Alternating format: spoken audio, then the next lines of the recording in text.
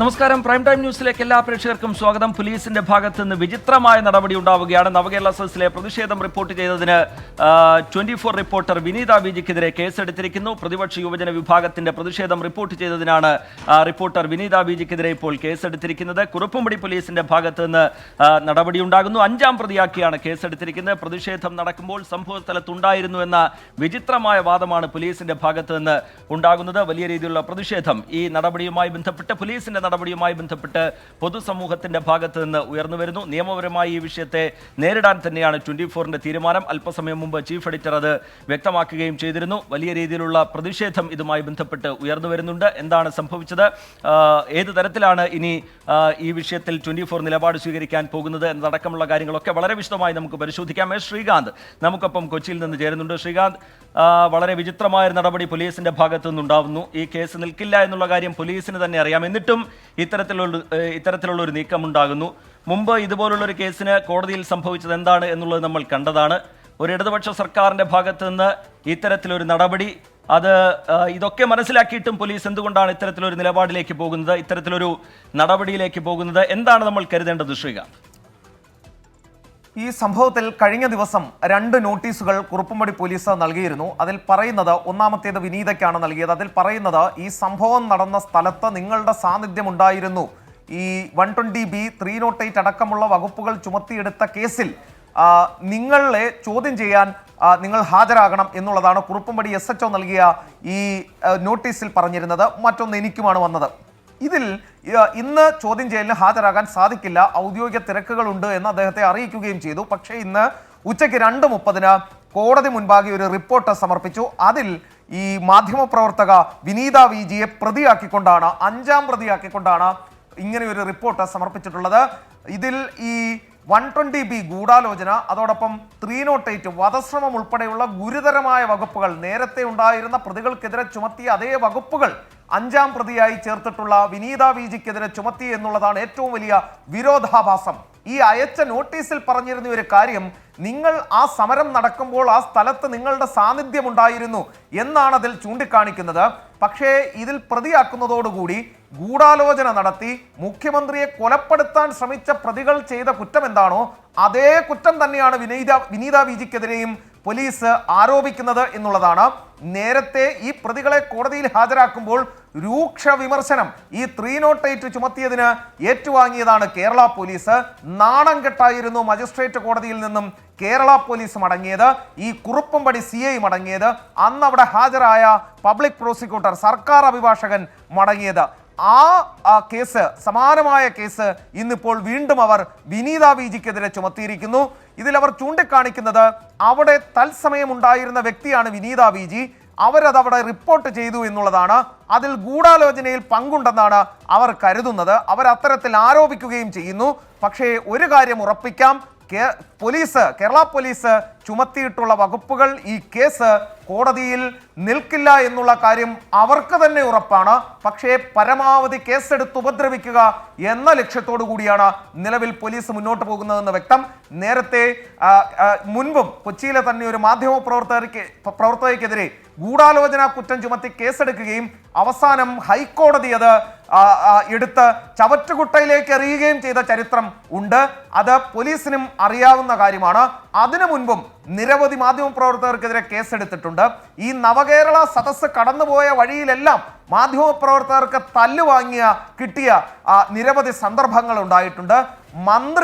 ഇടുക്കിയിലെ മന്ത്രി റോഷി അഗസ്റ്റ്യൻ തടയാൻ ശ്രമിച്ചിട്ട് പോലും അവിടുത്തെ KUWJ ചുമതലക്കാരൻ കൂടിയായ അവിടുത്തെ മംഗളത്തിന്റെ സ്റ്റാഫ് ഫോട്ടോഗ്രാഫർക്ക് മർദ്ദനമേറ്റ, മുഖ്യമന്ത്രിയുടെ ഗൺമാൻ കൂടിയായ അനിൽ എന്ന വ്യക്തി കഴുത്തിന് പിടിച്ച് തള്ളി മർദ്ദിക്കുന്ന സാഹചര്യം പോലും അവിടെ ഉണ്ടാവുകയും ചെയ്തതാണ്. ഇത്തരത്തിൽ നവകേരള സദസ്സ് റിപ്പോർട്ട് ചെയ്യാൻ പോയ മാധ്യമപ്രവർത്തകർക്കെതിരെ 308 120B ചുമത്തുന്ന അപഹാസ്യമായ നിലയിലേക്ക് കേരള പോലീസ് തരം താഴ്ന്നിരിക്കുന്നു എന്ന് പറയാതിരിക്കാൻ സാധിക്കില്ല.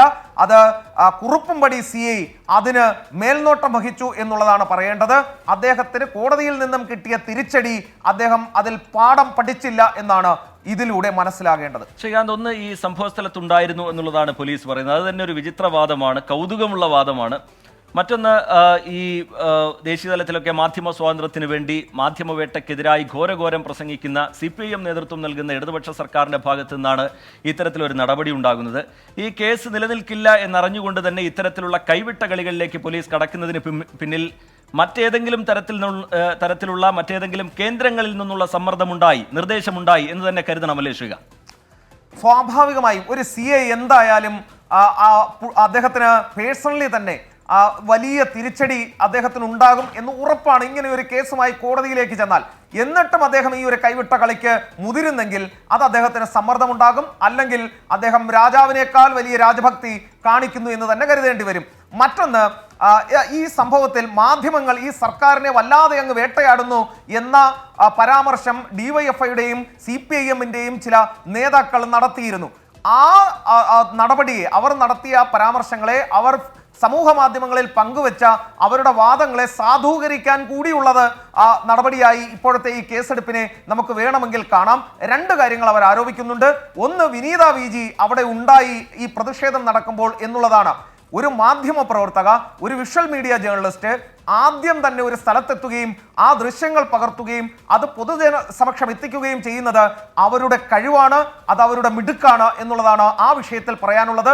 രണ്ടാമത്തേത്, അവർക്ക് ഈ പ്രതിഷേധിക്കാനെത്തിയ ആളുകൾ മെസ്സേജ് അയച്ചു, ഫോൺ കോൾ ചെയ്തു എന്നുള്ളതാണ്. ഈ പിടിക്കപ്പെട്ട ആളുകൾ നിരോധിക്കപ്പെട്ടിട്ടില്ലാത്ത ഒരു സംഘടനയുടെ നേതാക്കളാണ്. യൂത്ത് കോൺഗ്രസും KSUവും ഈ നാട്ടിൽ നിരോധിക്കപ്പെട്ട സംഘടനകളല്ല, ജനാധിപത്യപരമായി പ്രവർത്തിക്കുന്ന സംഘടനകളാണ്. അവരുടെ നേതാക്കളാണ് ഒരു മാധ്യമ പ്രവർത്തകയെ വിളിച്ചത്, സമരം നടക്കുന്നുണ്ടെന്ന് അറിയിച്ചു, ഇന്ന സ്ഥലത്ത് നടക്കും, ഈ സമയത്ത് നടക്കും എന്നും അറിയിച്ചു. അവിടെ എത്തിയത് റിപ്പോർട്ട് ചെയ്യേണ്ട ബാധ്യത, വേണമെങ്കിൽ റിപ്പോർട്ട് ചെയ്യാം, വേണമെങ്കിൽ ഒഴിവാക്കാം, അത് ചെയ്യേണ്ട ബാധ്യത അത് നിറവേറ്റുകയാണ് വിനീത VG ചെയ്തത്. SFIയും KSUവും അതോടൊപ്പം തന്നെ ABVPയും ഒക്കെ സമാനമായ രീതിയിൽ പരിപാടികൾ അറിയിക്കാറുണ്ട്, നമ്മൾ പോകാറുണ്ട്, റിപ്പോർട്ട് ചെയ്യാറുണ്ട്, നിരന്തരം അവർ വിളിക്കാറുണ്ട്. ചില സമയങ്ങളിൽ അവർ നമ്മളോട് പ്രതിഷേധം, കരിങ്കൊടി പ്രതിഷേധം മാത്രമേ കാണൂ എന്നൊക്കെ പറഞ്ഞതിന് ശേഷം കല്ലേറും ടീർഷെല്ലും ഗ്രനേഡും ഒക്കെയായി വലിയ പുകിലുണ്ടാകാറുണ്ട്.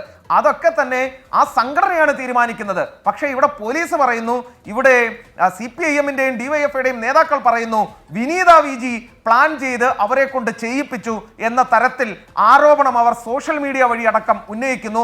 അപഹാസ്യമെന്നേ പറയാൻ സാധിക്കൂ. വിനീത VGയെ പോലെ ഒരു മാധ്യമ പ്രവർത്തക പറയുന്നത് കേട്ട് ചെയ്യാനല്ല യൂത്ത് കോൺഗ്രസിന്റെയും KSUവിന്റെയും ഒക്കെ നേതൃത്വം ഇവിടെ സമരം സംഘടിപ്പിക്കുന്നത്. അവർക്ക് കൃത്യമായ സംഘടനാ സംവിധാനം ഉണ്ട് എന്ന് മിനിമം കേരള പോലീസ് എങ്കിലും മനസ്സിലാക്കണം, കുറുപ്പുംപടി CI എങ്കിലും മനസ്സിലാക്കണം എന്നുള്ളതാണ് ഈ വിഷയത്തിൽ പറയാനുള്ളത്. ശരി, ശ്രീകാന്ത് തുടരുക.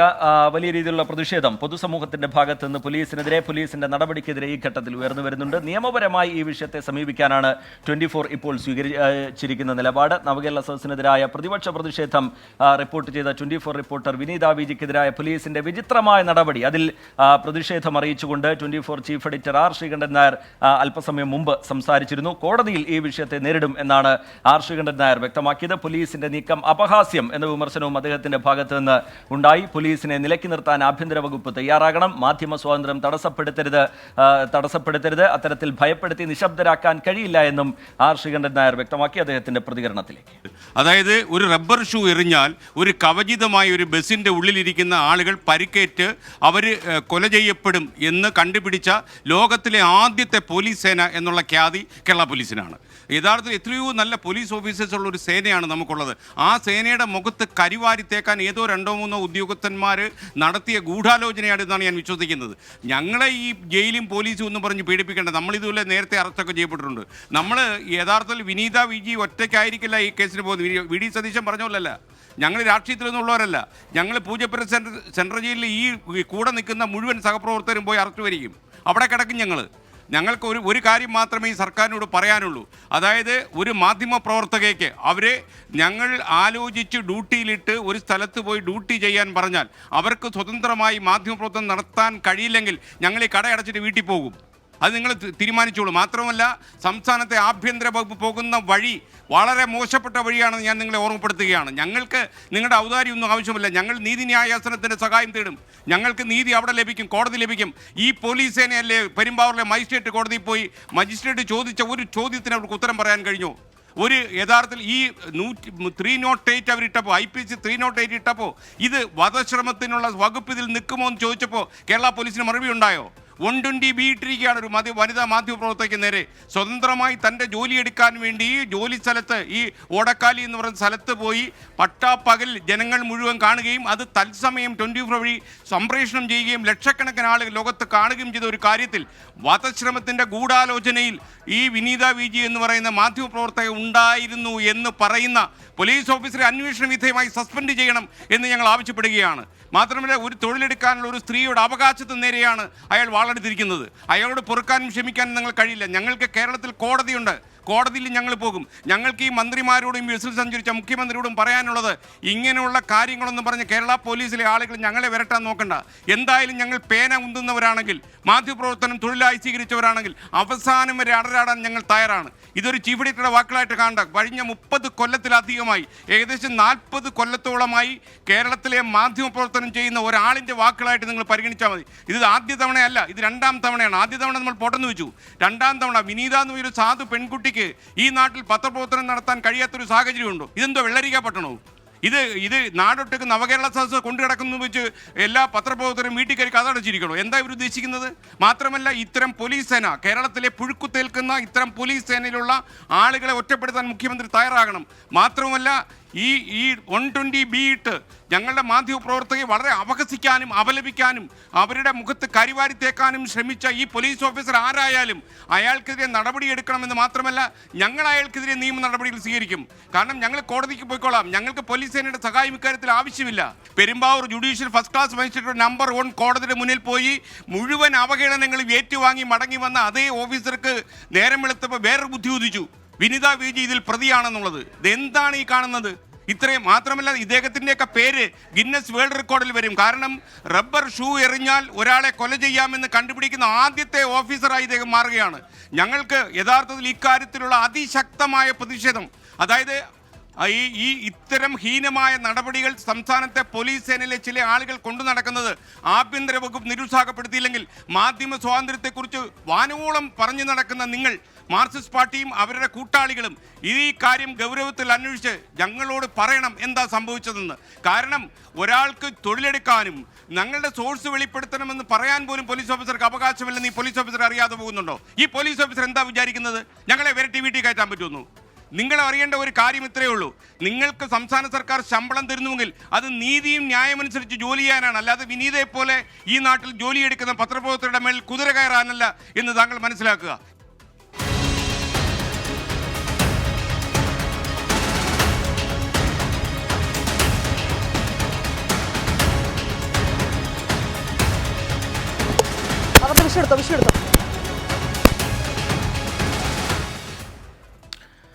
ഭയപ്പെടുത്തി നിശബ്ദരാക്കാൻ കഴിയില്ല എന്നുള്ളത് തന്നെയാണ് ഈ വിഷയത്തിൽ 24-ന്റെ നിലപാട്. അത് വിശദീകരിക്കുകയായിരുന്നു chief editor R Sreekandan Nair. വാർത്ത റിപ്പോർട്ട് ചെയ്തതിനെതിരെ മാധ്യമപ്രവർത്തകർക്കെതിരെ കേസെടുത്ത നടപടി അപലപനീയം എന്നാണ് KUWJ പ്രതികരിച്ചത്. കേസ് മാധ്യമ സ്വാതന്ത്ര്യത്തിന് മേലുള്ള കടന്നുകയറ്റമാണെന്നും KUWJ സംസ്ഥാന സെക്രട്ടറി ആർ കിരൺ ബാബു പറഞ്ഞു. അദ്ദേഹത്തിന്റെ വാക്കുകളിലേക്ക്.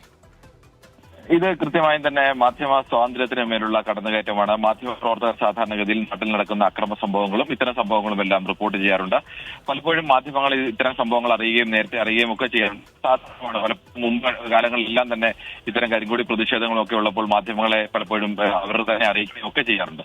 അതൊക്കെ റിപ്പോർട്ട് ചെയ്യുകയും വിഷൻ എടുക്കുകയും ഒക്കെ ചെയ്യുമ്പോൾ അതിനെ ഏതെങ്കിലും തരത്തിൽ ഗൂഢാലോചനയാണ് എന്നത് കരുതാനാവില്ല. അത് ഒരിക്കലും ഗൂഢാലോചനയല്ല. നേരത്തെ തന്നെ ഇത്തരം സംഭവങ്ങൾ ഉണ്ടാകുമ്പോൾ റിപ്പോർട്ട് ചെയ്യുക എന്നുള്ളത് മാധ്യമങ്ങളുടെ കടമയാണ്. അങ്ങനെ റിപ്പോർട്ട് ചെയ്യുന്നതിന്റെ പേരിൽ അതിന് ഗൂഢാലോചനയിൽ പങ്കാളിയാണ് അല്ലെങ്കിൽ ആ ഒരു കുറ്റകൃത്യത്തിൽ പങ്കാളിയാണ് എന്ന് പറയുന്നത് നഗ്നമായ രീതിയിൽ തന്നെ മാധ്യമ സ്വാതന്ത്ര്യത്തിന് മേലുള്ള ലംഘനമാണ്. ഇതിൽ കേരള പത്രപ്രവർത്തക യൂണിയൻ ശക്തമായി തന്നെ പ്രതിഷേധിക്കുന്നു.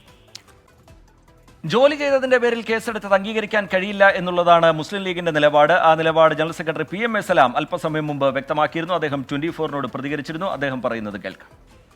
ഈ കേരള ഭരണത്തിന്റെ ഒരു നേർരൂപമാണ് ഇത് കാണിക്കുന്നത്. ഈ രാജ്യത്ത് എന്തും നടത്താം എന്നുള്ള ധാർഷ്ട്യവും ധിക്കാരവും കൊണ്ട് ഭരണം നടത്തുന്ന ആളുകളുടെ പ്രതിരൂപമാണ് നമ്മൾ കണ്ടുകൊണ്ടിരിക്കുന്നത്. സ്വന്തം പാർട്ടിക്കാര് കൊലപാതകം നടത്തിയാൽ പോലും രക്ഷപ്പെട്ടു പോരുക, മറ്റുള്ളവർ ദൃക്സാക്ഷികളായാൽ പോലും അവരെ പ്രതികളാക്കുക, ജനങ്ങൾക്ക് അറിയേണ്ടത് അവരെ അറിയിക്കാൻ ബാധ്യസ്ഥരായ മാധ്യമ പ്രവർത്തകർ ആ ഉത്തരവാദിത്വം നിർവഹിക്കുമ്പോൾ ഭരണഘടനാപരമായ മനുഷ്യത്വപരമായ ഉത്തരവാദിത്വം നിർവഹിക്കുമ്പോൾ അതിനെതിരെ കേസെടുക്കുക. സംസ്ഥാനത്ത് രാജഭരണമാണ് നടക്കുന്നത് എന്ന അതിരൂക്ഷമായ വിമർശനം NK പ്രേമചന്ദ്രന്റെ ഭാഗത്തു നിന്നുണ്ടായി. RSP നേതാവിന്റെ വാക്കുകളിലേക്ക്. പ്രത്യേകിച്ചും സംസ്ഥാനത്തിൻ്റെ മുഖ്യമന്ത്രി സഞ്ചരിക്കുന്ന വാഹനത്തിന് നേരെ ഷൂ എറിഞ്ഞ ഒരു സംഭവം, കരിങ്കൊടി കാണിച്ച സംഭവം റിപ്പോർട്ട് ചെയ്തു എന്നതിൻ്റെ പേരിൽ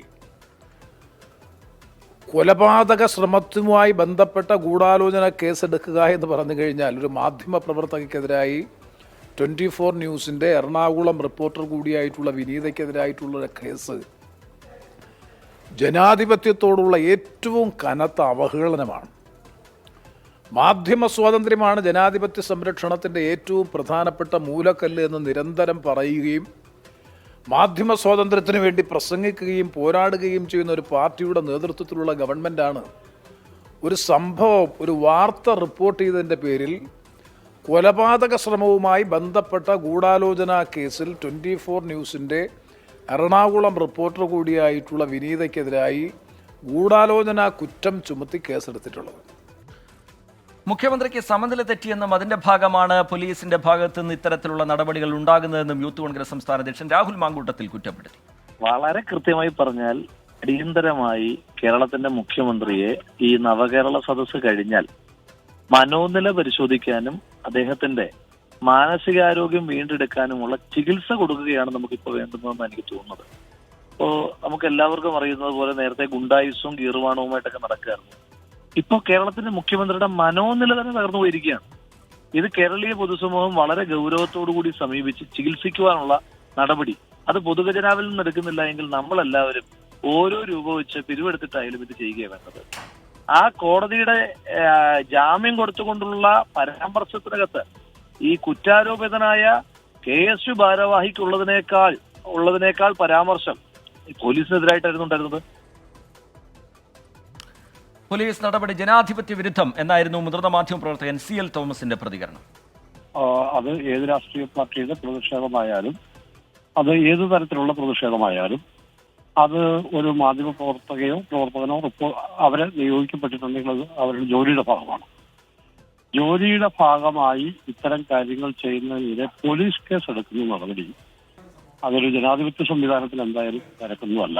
ഇത് വളരെ വിചിത്രമായ ഒരു വാദമാണ്.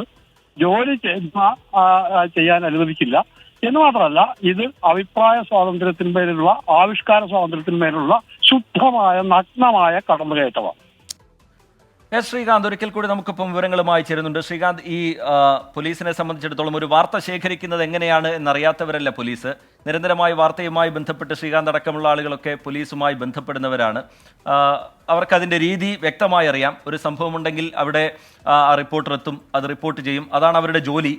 അത് മറന്നുകൊണ്ട് അല്ലെങ്കിൽ അത് മനഃപൂർവ്വം മറച്ചു വെച്ചുകൊണ്ട് ആർക്കും അത്ഭുതം തോന്നിക്കുന്ന തരത്തിലുള്ള വിചിത്രമായ നടപടിയിലേക്ക് പോലീസ് പോകുന്നത് എന്തുകൊണ്ടാണ്? അവർക്കത് മനസ്സിലാവാഞ്ഞിട്ടല്ല എന്നുള്ള കാര്യം 100% ഉറപ്പാണ്. കാരണം നേരത്തെ ഞാൻ സൂചിപ്പിച്ചതുപോലെ പോലീസിന് അതിൻ്റെ രീതി കൃത്യമായി അറിയാം. എന്നിട്ടും ഇത്തരത്തിലുള്ളൊരു നീക്കം പോലീസിൻ്റെ ഭാഗത്ത് നിന്നുണ്ടായിട്ടുണ്ടെങ്കിൽ ഉറപ്പായും അത് ഏതെങ്കിലും കേന്ദ്രങ്ങളിൽ നിന്നുള്ള സമ്മർദ്ദം അല്ലെങ്കിൽ ഏതെങ്കിലും തരത്തിലുള്ള ഇടപെടൽ എന്നുള്ള കാര്യം വ്യക്തമാണ്. അതിനെ നമ്മൾ ഏത് തരത്തിൽ നേരിടും എന്നുള്ള കാര്യം നേരത്തെ ചീഫ് എഡിറ്റർ വ്യക്തമാക്കുന്നുണ്ടായിരുന്നു.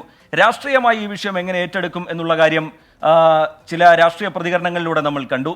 മാധ്യമ മേഖലയും വലിയ രീതിയിലുള്ള വിമർശനം, KWJ ഒക്കെ ഇതുമായി ബന്ധപ്പെട്ടുള്ള വിമർശനം മുന്നോട്ട് വയ്ക്കുന്നുണ്ട്.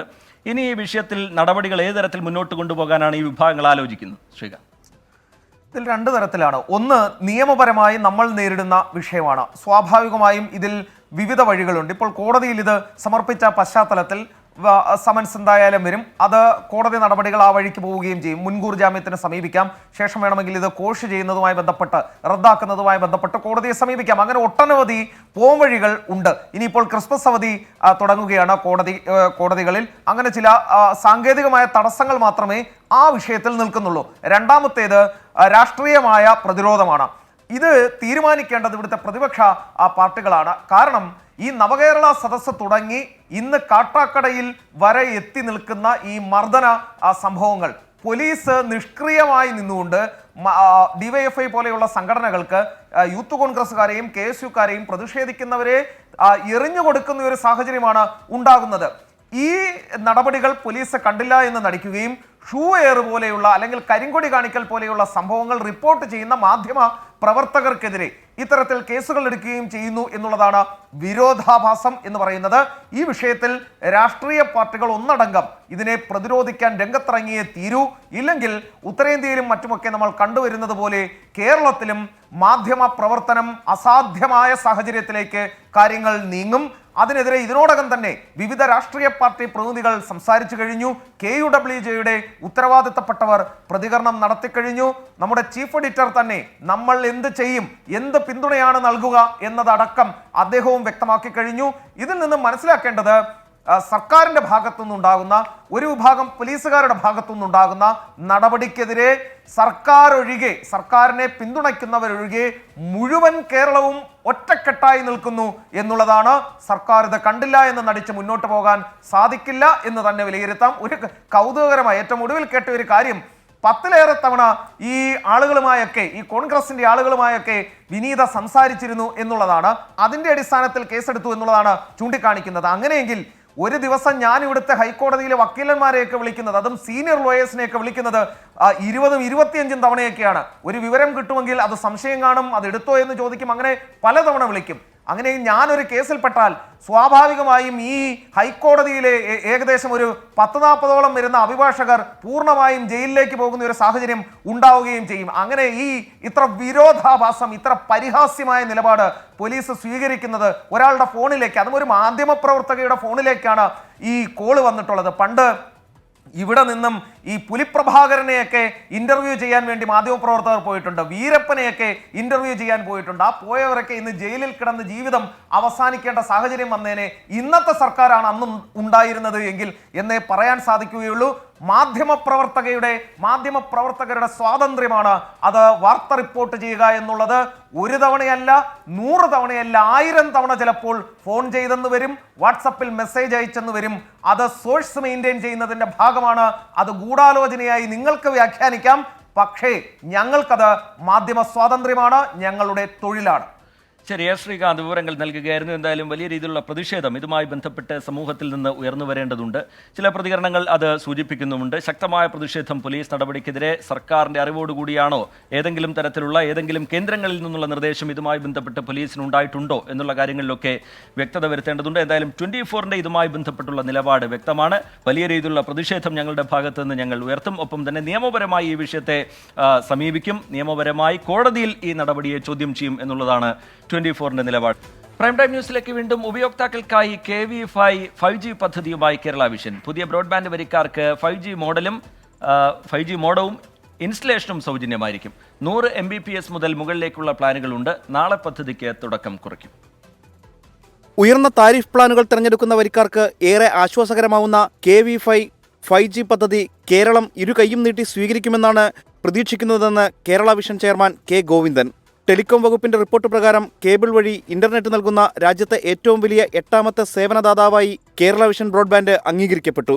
വൻകിട ടെലികോം കമ്പനികളുടെയും രാജ്യവ്യാപകമായി പ്രവർത്തിക്കുന്ന മറ്റ് ISPകളുടെയും ഇടയിൽ നിന്നാണ് ഒരു സംസ്ഥാനത്ത് മാത്രം പ്രവർത്തിക്കുന്ന കേരള വിഷന് ഈ നേട്ടം കൈവരിക്കാൻ സാധിച്ചതെന്നും K. ഗോവിന്ദൻ. ഈ ബ്രോഡ്കാസ്റ്റിംഗ് കമ്പനികളിൽ അവർ നിരക്ക് ക്രമാതീതമായി ഉയർത്തുകയും അതുപോലെ തന്നെ ഉപഭോക്താക്കൾക്ക് താങ്ങാനാകാത്ത നിരക്ക് വരികയും പ്രധാനപ്പെട്ട കണ്ടന്റുകൾ ലഭ്യമാകാതിരിക്കുകയും ചെയ്യുന്നൊരു സാഹചര്യത്തെയൊക്കെ കേരളത്തിൽ അതിനെ നെഗോഷിയേറ്റ് ചെയ്തും അതുപോലെ തന്നെ മികച്ച സർവീസ് നൽകിയും വലിയ ലാഭ സാധ്യതകൾ ഉപയോഗിക്കാതെയും ഉപഭോക്താക്കൾക്ക് സേവനം നൽകുന്നതുകൊണ്ടാണ് കേബിൾ ടി രംഗത്ത് നിന്ന് കേരളത്തിലെ ഉപഭോക്താക്കൾക്ക് പിന്മാറാതെ തന്നെ നിലനിൽക്കാനുള്ള ഒരു സാഹചര്യം ഉണ്ടാക്കിയിട്ടുള്ളത്. പദ്ധതിക്ക് നാളെ തുടക്കം കുറിക്കുമെന്ന് Kerala vision MD PP Suresh Kumar.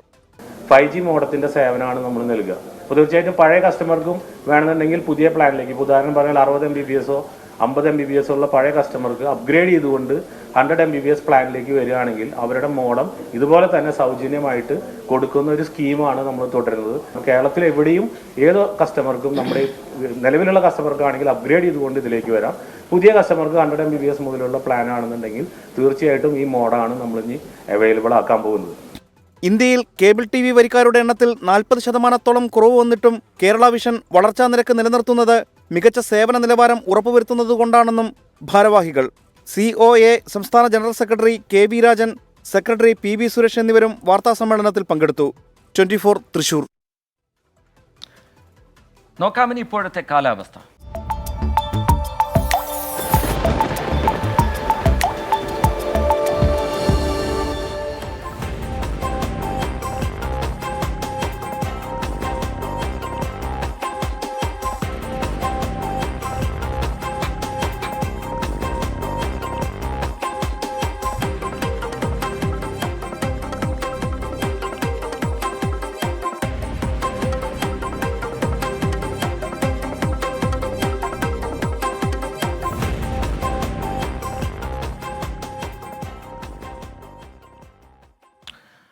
നോക്കാം ചില വാർത്തകൾ ചുരുക്കത്തിൽ. വിധവാ പെൻഷൻ വൈകിയെന്ന അടിമാലിയിലെ മറിയക്കുട്ടിയുടെ ഹർജിയിൽ സർക്കാരിനെതിരെ വീണ്ടും ഹൈക്കോടതി. ഹർജി രാഷ്ട്രീയ പ്രേരിതമെന്ന സർക്കാർ വാദം ഞെട്ടിക്കുന്നതെന്ന് കോടതി. കേന്ദ്രത്തിനും അനുകമ്പയില്ലെന്ന് വിമർശനം. തനിക്ക് മാത്രമായി ഒരു സഹായവും വേണ്ടെന്ന് മറിയക്കുട്ടി. എല്ലാവർക്കും പെൻഷൻ ലഭിക്കാനുള്ള കോടതി ഇടപെടൽ ഉണ്ടാകണമെന്നും ആവശ്യം. മുഖ്യമന്ത്രിക്കെതിരായ കരിങ്കൊടി പ്രതിഷേധത്തിനിടെ തിരുവനന്തപുരം കാട്ടാക്കടയിൽ സംഘർഷം. യൂത്ത് കോൺഗ്രസുകാരെ നേരിട്ട് ഡിവൈഎഫ്ഐ പ്രവർത്തകർ. ആറ്റിങ്ങലിൽ CPIM യൂത്ത് കോൺഗ്രസ് പ്രവർത്തകരുടെ വീട് ആക്രമിച്ചു. പ്രതിഷേധത്തിന് സാമൂഹിക വിരുദ്ധ മനോഭാവമെന്ന് മുഖ്യമന്ത്രി. കലാപാഹ്വാനം നടത്തുന്നത് മുഖ്യമന്ത്രിയെന്ന് തിരിച്ചടിച്ച് പ്രതിപക്ഷ നേതാവ്. അടിച്ചാൽ തിരിച്ചടിക്കുമെന്ന് ആവർത്തിച്ച് കെ മുരളീധരൻ. നവകേരള സദസ്സിന് നാളെ തിരുവനന്തപുരത്ത് സമാപനം. കാലിക്കറ്റ് സർവകലാശാല വൈസ് ചാൻസലറുടെ വസതിയിലേക്കുള്ള ABVP മാർച്ചിൽ സംഘർഷം. മതിൽ ചാടി വീടിനകത്തേക്ക് കടന്ന് ABVP പ്രവർത്തകർ. പ്രതിഷേധം ചാൻസലറുടെ സെനറ്റ് നോമിനികളെ തടഞ്ഞ സംഭവത്തിൽ. SFIക്കെതിരെ പോലീസിൽ പരാതി നൽകി പത്മശ്രീ ജേതാവ് ബാലൻ പൂതേരി ഉൾപ്പെടെയുള്ളവർ. ഗവർണറുടെ ഹർജിയിൽ ഇടപെടാതെ ഹൈക്കോടതി. പന്തളം NSS കോളേജ് സംഘർഷത്തിൽ പ്രതിയായ ABVP പ്രവർത്തകന്റെ വീട് ആക്രമിച്ചു. RSS കാര്യാലയത്തിന് നേരെയും ആക്രമണം. രജൌരി ഭീകരാക്രമണത്തിന്റെ ഉത്തരവാദിത്വം ഏറ്റെടുത്ത് ജെയ്ഷെ മുഹമ്മദിന്റെ അനുബന്ധ സംഘടനയായ PAFF. വീരമൃത്യു വരിച്ച സൈനികരുടെ എണ്ണം 5. മേഖലയിൽ ഭീകരർക്കായി തെരച്ചിൽ നടത്താൻ വ്യോമസേനയും. കേന്ദ്ര സർക്കാരിനെ വിമർശിച്ച് ഫറൂഖ് അബ്ദുള്ള. ഡോക്ടർ ഷഹനയുടെ ആത്മഹത്യയിൽ പ്രതി റുവായിസിന് ജാമ്യം. ഇനി കസ്റ്റഡിയിൽ തുടരേണ്ട ആവശ്യമില്ലെന്ന് ഹൈക്കോടതി. നിയമോപദേശം തേടിയെത്തിയ യുവതിയെ ബലാത്സംഗം ചെയ്തെന്ന കേസിൽ മുൻ സർക്കാർ അഭിഭാഷകൻ PG മനുവിന് മുൻകൂർ ജാമ്യമില്ല. കീഴടങ്ങിയാൽ മജിസ്ട്രേറ്റ് കോടതിക്ക് ജാമ്യാപേക്ഷ പരിഗണിക്കാമെന്ന് ഹൈക്കോടതി. പാർലമെന്റിലെ പ്രതിപക്ഷ അംഗങ്ങൾക്കെതിരായ കൂട്ട സസ്പെൻഷനിൽ പ്രതിഷേധിച്ച് ജന്തർ മന്ദറിൽ ഇന്ത്യാ സഖ്യത്തിന്റെ ധർണ. നടപടി നേരിട്ട 143 MP-മാരും പ്രതിഷേധ പരിപാടിയിൽ. കനത്ത സുരക്ഷയൊരുക്കി ഡൽഹി പോലീസ്. മുന്നണിയിലെ ഭിന്നതകൾക്കിടെ നിതീഷ് കുമാറുമായി ഫോണിൽ സംസാരിച്ച് രാഹുൽ ഗാന്ധി.